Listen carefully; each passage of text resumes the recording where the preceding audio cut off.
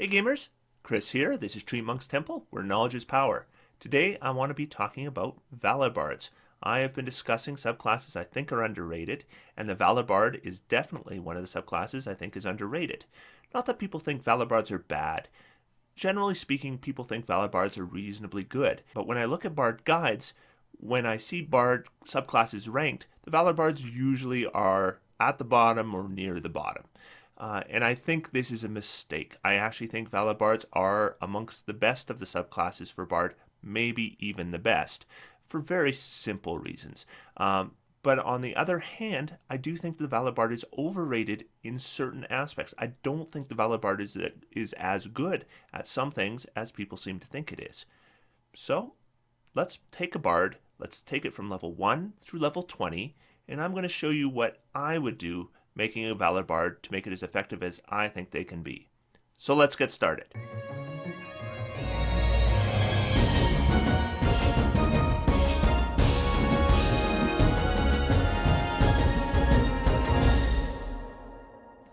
So Bards. What can we say about Bards? In 5th edition, Bards have seen a lot of love, and this is not always the case. In 1st edition, Bards were just an obscure rule thrown in the back of one of the books. In 2nd edition, they were a subclass of Rogue, and they were generally considered to be the inferior of the Thief.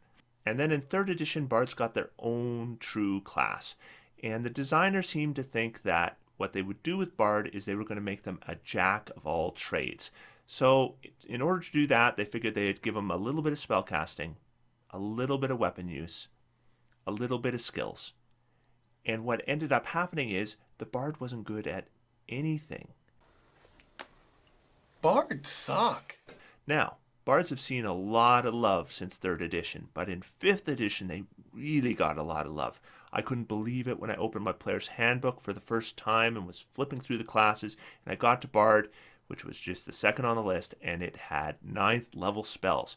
And I immediately took that spellcasting chart and I flipped ahead and I compared it to druids and clerics and sorcerers and wizards, and I couldn't believe Bards now were just as strong a spellcaster as all the primary spellcasters. They were a true primary spellcaster. That was exciting. Then I looked at the subclasses, and the lower subclass clearly focused on having a few extra skills and a few extra spells for their list. Not extra spell castings, mind you, just extra options for spell casting. Then I looked at the Valor Bard, and I saw a class that had weapons, could use 2 attacks a round, could make a spell attack and then a weapon attack in the same round. And I thought, here's a Bard that is a good spellcaster and combines that with being a reasonably good martial character. But I was wrong, because once I analyzed the Bard's spell list, one thing became abundantly clear, and that is Bards are uniquely bad at using weapons. If we look at clerics, druids, sorcerers, wizards, warlocks, they're all better at using weapons than bards. Bards have nothing. They have no class features or subclass features that add to weapon damage. They also have no spells that add to weapon damage. The lone exception here being the College of Swords Bard, which can actually make an okay martial character. But when we're talking about Valor Bards, there's nothing there. So when you're adding an extra attack or you're adding an attack as a bonus action, that attack is with a weapon where you cannot expect to do very much damage. And that's important to remember. If you're not doing a lot of damage, then getting a second attack isn't a big deal. And getting an attack as a bonus action isn't a big deal. They're okay, I'll take them, but they do not make a huge difference, and they do not turn you into a almost fighter or even an almost ranger. You're just not going to match up, not even close. But here's what you do get.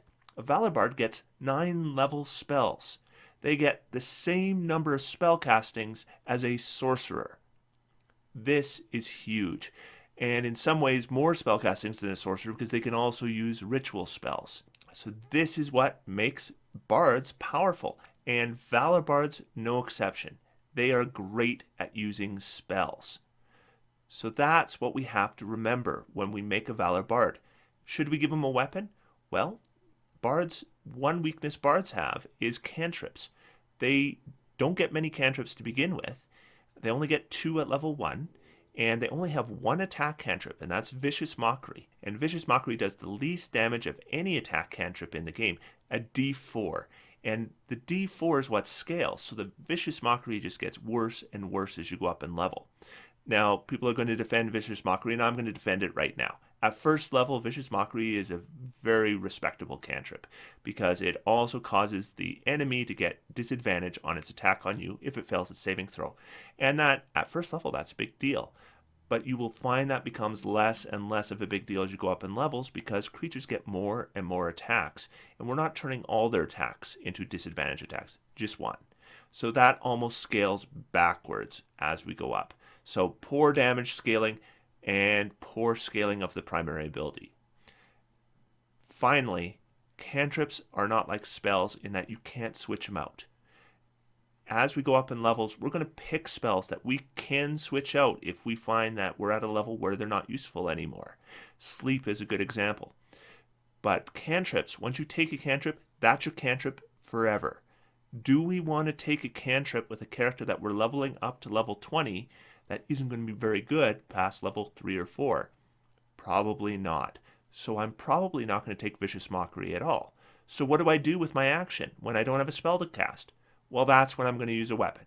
That's when I'm going to make an attack with a rapier, or I'm going to shoot a crossbow bolt, and it'll be okay.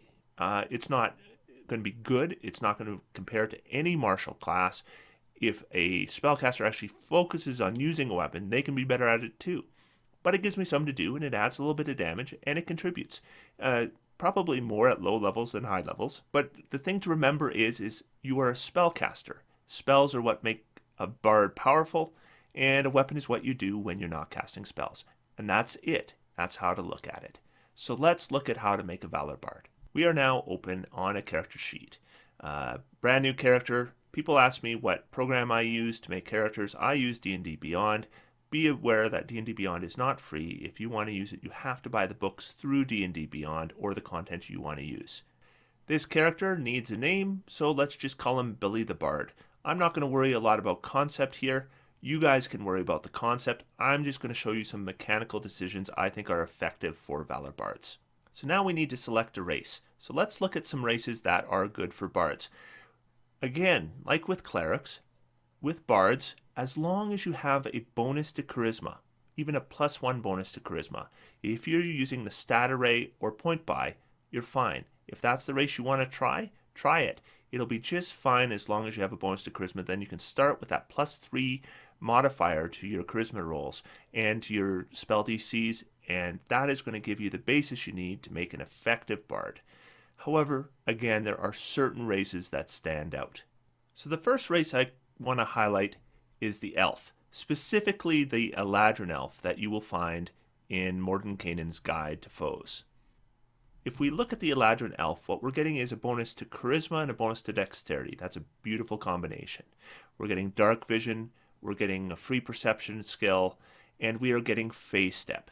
Now, I often am told, or I read, that phase step is basically Misty Step once a day. And I think that underrates it because Misty Step is a spell. Phase Step is not a spell, which means you can use Phase Step as your bonus action and still cast a non-cantrip spell with your main action. This is particularly important when you play a primary spellcaster, like a bard. So that's when something like an Eladrin really stands out, because you get the ability to emulate a Misty Step without casting a spell, which means then you can do the teleport and then a full normal spell, which is a great combination, very useful. They also have the stats you need, the dark vision, all that other stuff. It's a good choice. The next race I want to point out is my favorite, the Halfling. I do think Halflings make very good bards, specifically the Lightfoot Halfling. The Lightfoot Halfling is giving you the +2 dexterity from Halfling, +1 to charisma from Lightfoot, so that's the great combination that you're looking for. In addition, you're getting the Halfling bravery, the Halfling nimbleness, you're getting lucky, which is lovely, and then you get an ability to hide behind medium creatures. You're not going to use this a whole lot with the Bard because you're just not going to be hiding in combat very much or using medium creatures to hide very much. This would be more useful if you were, say, multi-class with a rogue and you had cunning action. But still, because of the bonus to charisma and all the halfling stuff, this is still a really good choice for a bard. So the next race, of course, is the variant human. Variant humans are good at everything, and they are very good as bards. Getting +2 ability scores, you pick charisma and dexterity. Then you can have the 16 starting charisma, 14 dexterity, 14 constitution, and then you get a feat. And that feat you probably want to pick is Warcaster. Warcaster is a perfect feat for a Valor Bard to have. It's going to give them the advantage on those saving throws for concentration, plus the ability to perform somatic components with their hands full, which is really useful when you're playing a primary spellcaster holding a weapon. The next race I want to talk about is the UNT Pureblood. UNT Purebloods make exceptionally good bards. In fact, I strongly considered making our build the UNT Pureblood for a number of reasons. Now, when it comes to the ability scores themselves, we're not seeing exactly what we want to see. We're seeing the +2 to charisma, which is great, and then +1 to intelligence. And intelligence wasn't going to be an important stat for us. So that's not perfect. But we are getting dark vision. We're getting 3 extra spells. And one of those spells is poison spray. Now, poison spray is not the best attack cantrip there is, but it's an attack cantrip that uses D12 damage, which scales decently, which means that now we have an attack cantrip. So if you want to play a character that isn't going to use a weapon at all, poison spray gives us that option. And then you can have a weapon handy just in case your poison spray isn't going to work because something's immune to poison. That's not a bad option at all. We're also adding animal friendship with snakes, which is really circumstantial, but at least you can cast it as often as you want. It's not using up any spell slots. And then you get suggestion once a day, and that's an extra spell slot. So more spells, and suggestion is a great spell. And all these spells are using your charisma modifier, which is exactly what you want them to use. And then the other abilities that a UNT gets, magic resistance and poison immunity, are both great abilities. So altogether, who cares that you only get a bonus to intelligence in addition to charisma? Everything else this is giving you is just gold. That brings us to the next race I think is really good, and that is a Tiefling. But not just any Tiefling. There's a specific variant of Tiefling I think is just remarkable as a Valor Bard. So a Tiefling is normally giving you a bonus to charisma and to intelligence, which again isn't the perfect combination, but with the bonus to charisma, it's going to be good enough. But they are also getting us our dark vision, our resistance to fire damage, that's definitely going to come up. And we are getting additional cantrips and additional spells. And as a spellcaster, that's lovely. But this is the one that I think is really good, the Levistus Tiefling.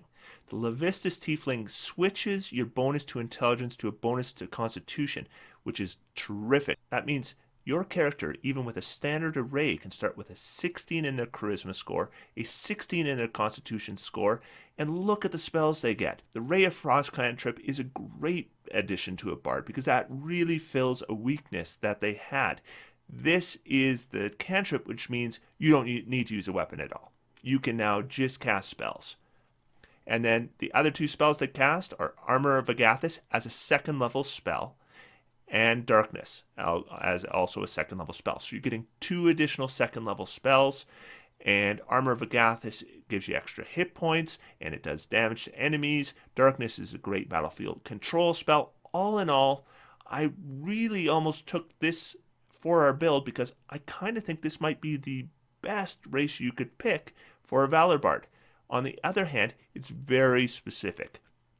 This build is relying on Ray of Frost instead of a weapon, and so it becomes kind of circumstantial because those who can't select this race can't really use this guide anymore. So I'm going to go ahead and make a Valor Bard that is going to use a weapon as a backup to spells.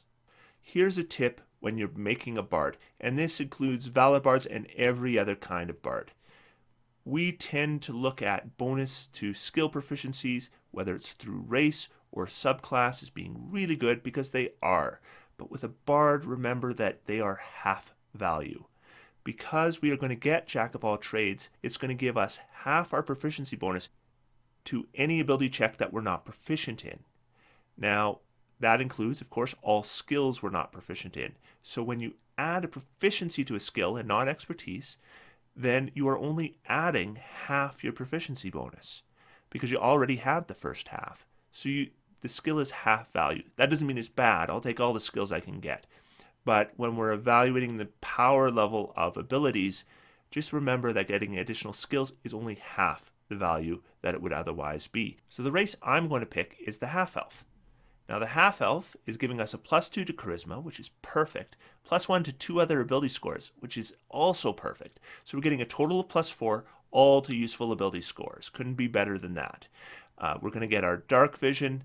We are also going to get 2 additional skill proficiencies. Now I just mentioned that those skill proficiencies are half the value, which means I am inclined to look at the variants for half-elf. Now just be aware that if you're thinking of the half-elf variant for high elves, and you're thinking you can use that cantrip to maybe take a Ray of Frost or a Firebolt, that will use your intelligence modifier. You do not want to be using your intelligence modifier for your spells.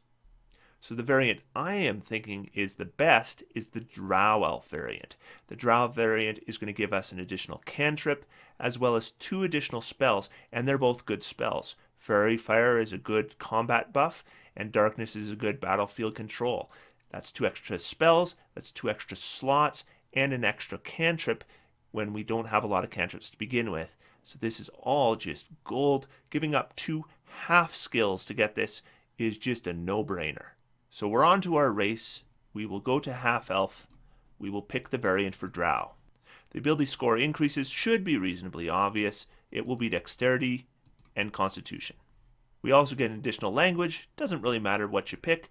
I like the idea that if I'm going to be a half Drow, maybe I've picked up Undercommon along the way. So we're going to go into class. Of course, we are picking a Bard. We will not be picking our subclass yet. That doesn't get picked until level 3 with a Bard. Fortunately, Bards get lots of stuff at level 1, even without a subclass. Now I'm going to be picking proficiencies. I get 3 musical instruments and 3 skills.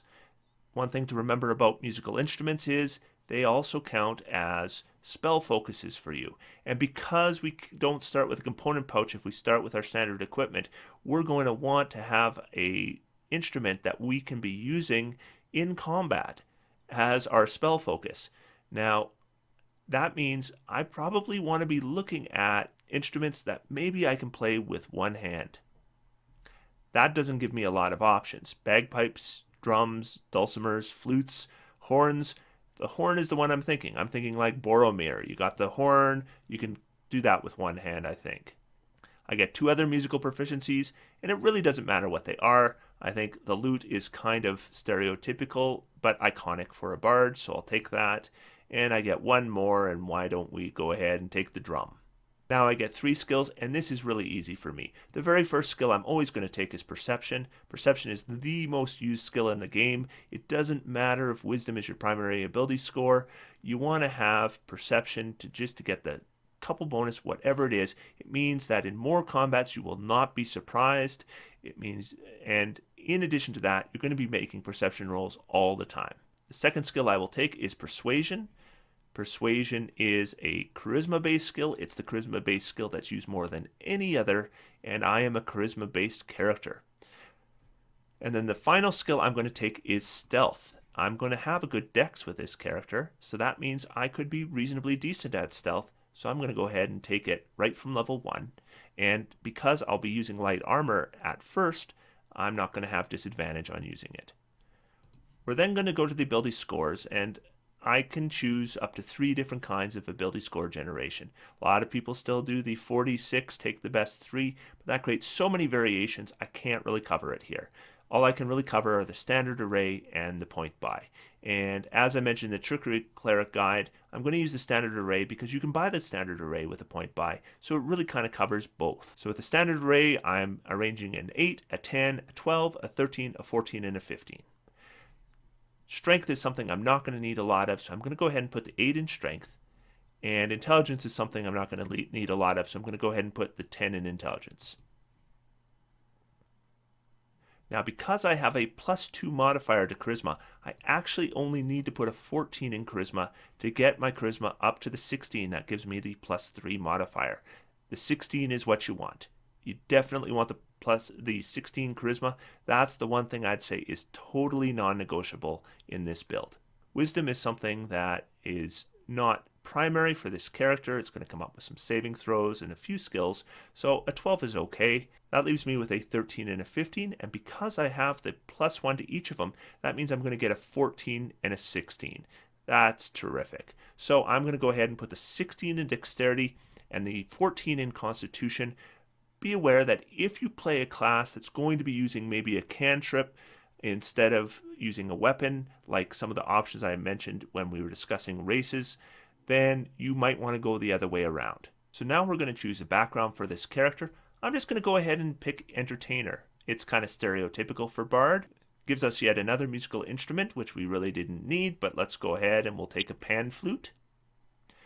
The background feature here is actually reasonably useful. You can always find a place to perform, usually an inn or tavern, possibly at a circus, a theater, or even a noble's court. At such a place you receive free lodging and food at a modest or comfortable standard. In addition, your performance makes you something of a local figure. When strangers recognize you in a town where you have performed, they typically take a liking to you. I'm thinking as a half-drow, that might be useful to have. This gives me 2 additional skill proficiencies, acrobatics and performance. Performance is something I think is reasonably common for bards, and it is charisma-based, and acrobatics is dexterity-based, and it gives me a physical skill that can be useful to me. The proficiency in disguise kit, again, I think might be useful, especially as a half-drow. So if we go to our equipment, we'll take our standard starting equipment. And I'm going to go ahead and I'm going to pick any simple weapon instead of starting with a rapier or a longsword. And the reason I'm going to do that is that allows me to pick a light crossbow. And I want a light crossbow because at first level, I do not want to be going into melee. I am then going to take the Entertainer's Pack. The Entertainer's Pack, most importantly, gives me a disguise kit. And the disguise kit I am proficient in. This means I can make myself look like a normal half-elf, maybe not like a half-elf drow. Then I can start with a lute or any other musical instrument, and the other musical instrument I'll start with is a horn, because I figure you can use a horn with one hand, which means a spell focus with one hand, which means I can hold out my crossbow, and then if I need to cast a spell, I can draw my horn, blow my horn, and then maybe on the next round put the horn away and fire my crossbow again. Finally, I get a love letter or a lock of hair. We'll say a lock of hair, and we'll add that starting equipment. The Entertainer is providing you with an additional 15 gold pieces of wealth. Don't forget to buy bolts for that crossbow. So now let's pick our spells. As if you remember, we already have the Dancing Light cantrip, but we get 2 additional cantrips. The first one of them is an easy pick for me, and that is Minor Illusion. So there's Minor Illusion, 1 action, up to 30 feet, lasts a minute, doesn't require concentration. You can create an image of an object that is no more than a 5-foot cube. So that means you can do something that blocks vision. It could be a rock, it could be a chair, it could be a bush. It doesn't matter. The idea is you can hide behind it. You can also use it just for obscurement, giving enemy attacks against you disadvantage. You can make it impossible to be targeted by a spell, because a lot of spells require you able to see the target that you're targeting. You can use it to cover your allies. All kinds of uses in combat, and it gives you another option besides using a weapon. As I mentioned, the weapons aren't amazing. It's okay. It's something to do when you have nothing else to do. This is something else that quite often is going to have some use for you. The second cantrip I'm going to take is Prestidigitation. Prestidigitation just does a lot of different things. It's a 1 action cast, lasts an hour. You can create sensory effects. You can light or snuff out candles. You can clean objects or dirty objects. You can change the flavor of food or the heat of food. You can make little tiny illusions or little tiny objects. All these different things, very useful. Just so many different, nothing's powerful, but there's a lot of different uses. So that brings us to our first level spells. I get to pick 4. Remember that I only have 2 spell slots. And one of those spell slots I'm going to want to keep open. And the reason I'm going to want to keep it open is for Healing Word. So Healing Word is a bonus action spell. You know it. It has a 60-foot range, allows you to heal allied a d4 plus your ability modifier, which in our case is a +3. That means most of the time we're healing 5.5 hit points at first level. That's a good amount of hit points at that level. And a bonus action isn't that hard to get at this level. So Healing Word is very useful, and it's one of those things that will instantly stabilize somebody who has gone down and bring them back up into the action, probably with half their hit points or more. So that's pretty good. And well worth keeping one of those spell slots ready just in case we need it. Now I'm going to want to have a spell I can use in combat, and at first level I really can't think of many spells better than Sleep. Now Sleep allows you to roll 5d8, that many hit points if creatures fall asleep, they're out of the fight, there's no saving throw, and at first level you tend to get attacked by things like giant rats or sturges or goblins, and none of these things have very many hit points. So even when they're surrounding the party, you can cast a spell and it tends to target them and not you. So then you take out the enemies with no saving throw at first level with one spell. Insanely good. This spell does not level well, but with bards we're talking about known spells, and you can switch out known spells with each level. So once Sleep isn't useful for us anymore, we're going to go ahead and switch it out. Now, Fairy Fire is a spell we will be getting at level 3. We don't get it yet. We will not be able to cast this for another few levels, but it's going to be a decent spell when we get it. 60-foot range, 1 minute, deck save. It is concentration, and there's all creatures in a 20-foot cube get outlined in this light. If they fail their saving throw, and then you get advantage on attacks against them. So it's like a combat buff, and it's reasonably good, and we will be getting it at 3rd level, but remember, we don't have it yet. So we have 2 more spells, but the important thing to remember is we probably don't have any spell slots to cast them. So what do? Well, we look at ritual spells. Bards can use rituals, just like clerics can. And there's 2 rituals to me that really stand out on their list. The first is Comprehend Languages. Comprehend Languages gives you 1 hour of being able to understand any language, spoken or written. Obviously, this comes up a ton. You want somebody in your party to have Comprehend Languages. Might as well be you. The second one is Detect Magic. You know Detect Magic's really good. You're going to take on the big enemy. You take him out. He has some stuff. You want to know if any of them are magic items. Detect Magic does that. You don't need to worry about identifying stuff because you can usually do that just by attuning with an item, even with a short rest. So that's our character at first level. Let's take a look at the character sheet. And as you can see, 10 hit points and a 14 armor class. 14 armor class is bad, okay? Just be aware that 14 armor class is not a good armor class. You can get, even with a wizard, you can get a better armor class than that, plus the ability to cast a shield spell in an emergency. 14 is not the kind of armor class you want to be going into melee with, especially with 10 hit points. So that's why I suggest starting with the crossbow. With the crossbow, we can attack at range. As you can see, we're going to have a +5 to hit, which is fine, and a d8 +3 damage. This isn't as good damage as you could get if you're playing a rogue or a fighter, but this is okay. +5, d8 +3. At this level, we're not going to see much of a difference between this and somebody who actually specializes in this. So this gives us something pretty good to do every round that we're not casting a spell. For bonus action, we actually have 2 different options. We can cast Healing Word, which is something we're going to probably only do when somebody goes down in combat. The other is Bardic Inspiration. So as a bonus action, you pick a creature within 60 feet that can hear you, and you give them a d6 inspiration die. For 10 minutes, they can add it to one ability check, attack roll, or saving throw, and it can be added after they see the roll. So they see they rolled bad, then they can add the d6. Often you know the target number that you're looking for. So your ally has been attacking the enemy. They know that a 14 hits and a 13 misses, and they just rolled a 12. Good time to roll the inspiration. Also, really good for saving throws. There are not many classes that are going to have options for bonus actions at first level, so that's really nice. And of course, we have a Comprehend Languages ritual and a Detect Magic ritual ready, and I've discussed how we would use spells in combat. If we look at our skills, we've got a +5 to stealth, which is pretty good. +5 to persuasion, which is pretty good, and a +5 to performance, which is pretty good. The +5 to perception is just fine.